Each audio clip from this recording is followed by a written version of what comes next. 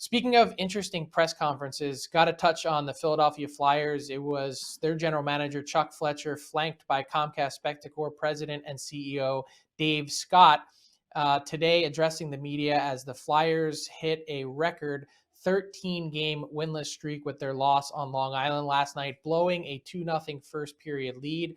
And the Flyers are in a tough spot. There's no question about that. Chuck Fletcher acknowledging that today, saying we have a long road ahead of us. He addressed a myriad of topics, including Claude Giroux, saying it'll be Giroux's choice as to where he goes, obviously holding the full no move clause. That conversation is expected to pick up in the coming days. Sean Couturier and Ryan Ellis are facing potential season-ending surgeries, and Chuck Fletcher's recommendation to the doctors was, well, let's look at where we are in the playoff race. No sense rushing to try and get them back. Let's get them right for next year. So some bits of honesty, but I think, Scott, maybe the most surprising part for me was the vote of confidence that Chuck Fletcher got and sort of the way that it was delivered from Dave Scott, saying, right now, Chuck's my guy. It would seem that Chuck Fletcher is on the hot seat a bit. You know, the optics of today, having the CEO sitting with him certainly helps. And Dave Scott says he feels like he's surrounded by good hockey people, but there have been a number of missteps along the way in a Flyers year where they were hoping to just get better goaltending that would solve all their problems. Carter Hart, .912 save percentage, not the issue. Injuries haven't helped, but the Flyers team really needs some direction, and as Chuck Fletcher said, needs more top-end talent. There's a lot to unpack. You've got 3 or 4 hours to talk about what ails the Flyers. Let's go. But and I think the question is, what is the plan long term given what has been revealed this year?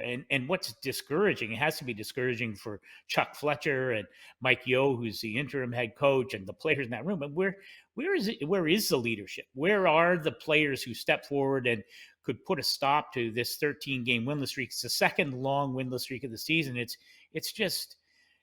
disheartening. And you have to ask, what is your leadership plan from the beginning? What happens to the coaching situation? Well, if you're, I love the idea of Rick Tocchet returning to Philadelphia as a head coach, but is Chuck Fletcher still going to be the GM in the offseason? I mean, a lot of things that have to fall into place, and they have to fall into place in the right order. I am fascinated about the whole Claude Giroux thing, though. As you say, he controls his own destiny, full no move. He's making $8,275. What's his future in Philadelphia if he's not dealt, or even if he is and circles back? I just don't know where he fits or how he fits moving forward. And does he want to be part of that? He's never really had a legitimate chance at a Stanley Cup. Is this the time maybe to explore that? No shame in that. He's been a terrific captain.